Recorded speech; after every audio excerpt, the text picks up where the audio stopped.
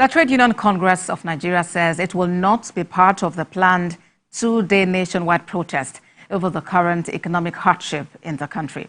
It has also advocated the importation of food and waivers for importers of raw materials for manufacturing goods.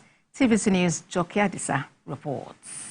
The clock ticks, Nigerians move closer to a looming nationwide protest by the Nigeria Labour Congress.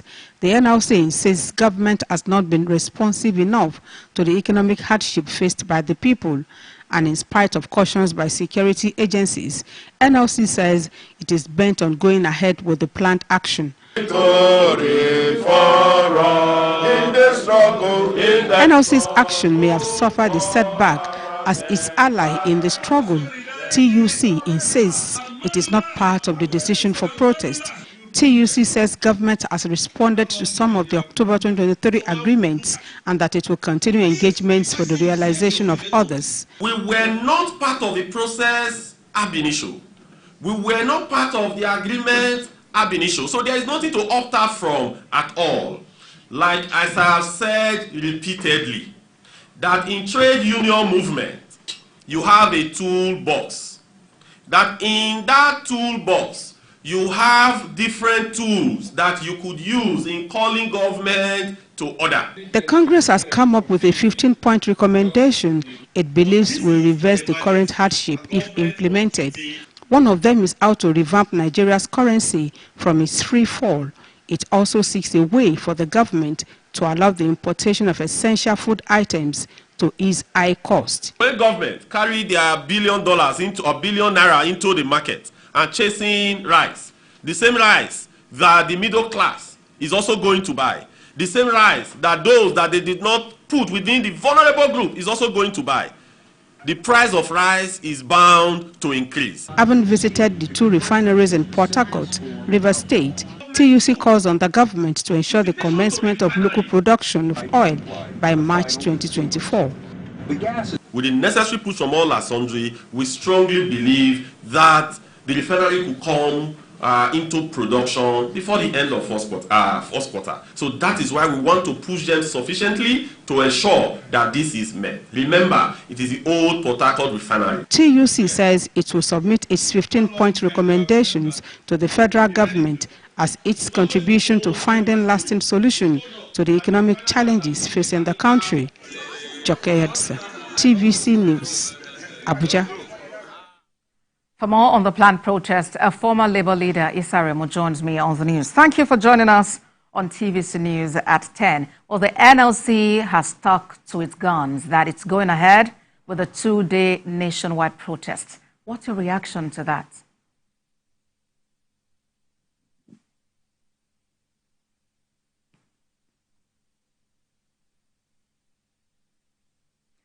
Mr. Remo, I am asking if you can hear me. Yes, I'm hearing you, although you could talk more louder.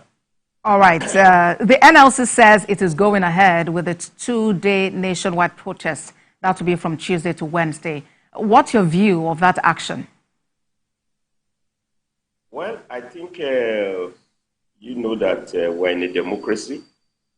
And I mean, any country, you know that organized labor cannot engage in protests or demonstration. You know that there is no democracy there. I mean, it's a democratic country. But labor is also aware that after the protests, you know, at the end of the day, all you need is the result. And happily, the same organized labor represented by NLC and TUC are engaged in very robust negotiation with the federal government led by President Bola Ahmed Tinubu. I've been in the labor movement for quite some time. You know very well my profile. That 15-point agreement reached on October 2nd last year was one of the most far-reaching agreements ever reached between federal government and the labor movement. The first one dealt with presidential wage awards. Initially 25,000, it was increased to 35,000. Then there was also a commitment to inaugurate the tripartite minimum wage committee. You also had commitment of 100 billion naira for CNG buses for mass transportation. He also had commitment that the two parties will have a joint visitation panel to look at the state of the refinery. I fully agree with the Honorable Minister of State for Labor and Productivity, Honorable Nkiruka Oyedeocha, that substantially these agreements have been implemented largely. As I'm talking to you, I'm also a federal employee. I bear witness that up to January, the 35,000 naira, had been paid to all the federal employees. 4 months effectively. I also know that the minimum wage committee has been inaugurated. In fact, we've had second meetings now.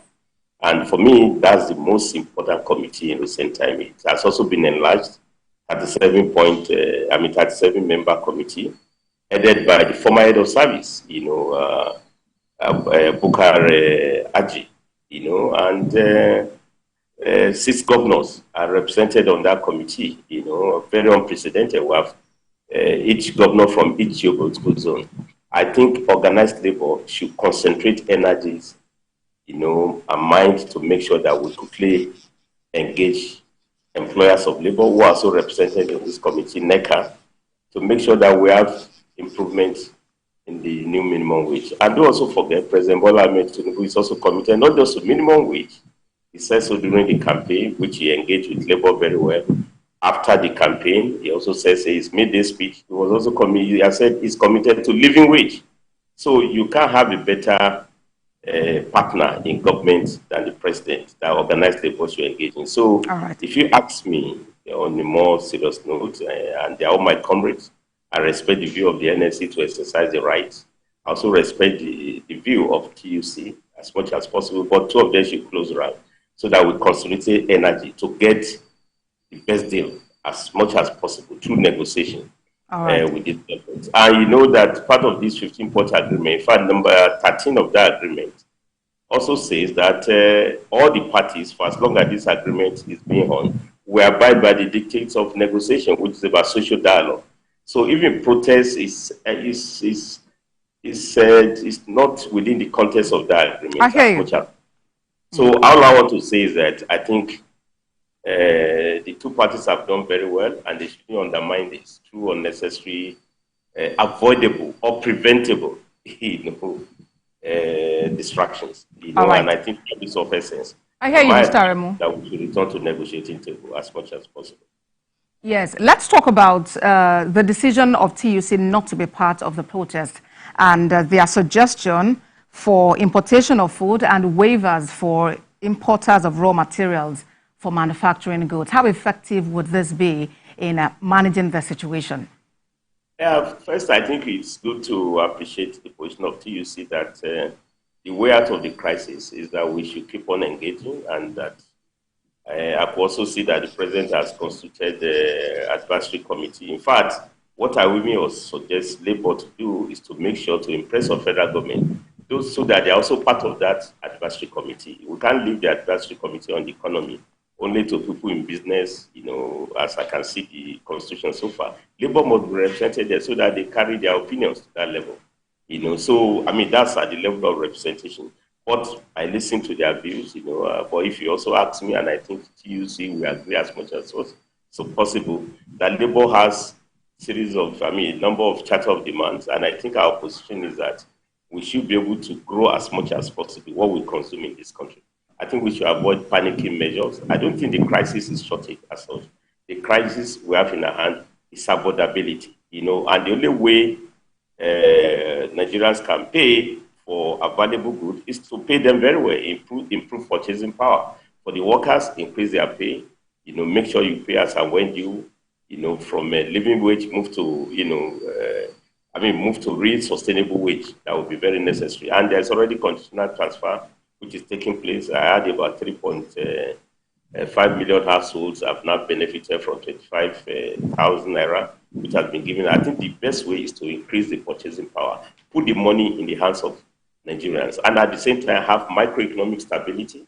We need to have control over this footloose devaluation of currency. It's unacceptable. All right. I think CBN also make sure to be on duty. We are looking for the new monetary policy committee decision. Meeting coming up. Targeting inflation is fine, but you have to target employment, target purchasing power of the working people, and you can't do so with this footloose devaluation of the currency. It's unacceptable because that undermines the purchasing power of the working people. Again, Labour will do better to return to negotiation table. You can't do so on the sidelines, on the street. You have to be on the table where the discussion is taking place. So my suggestion would be that I think federal government should also make sure to call Labour on board to be part of the new economic advisory committee so that they can put all their ideas to be in place. Don't forget that Labour I'm afraid, on the need for local production. Refineries must come on board on time, and we can reduce this, monstrous amount of money we are spending on importation of petroleum products, which is also putting pressure on the naira. I hear you, and I'm afraid that's just the much time would permit us. So the way out is to return to take. Yes, that's the much time will permit us to take. Former Labour leader Issa Aremu, thank you so much for talking to us on TVC News at 10.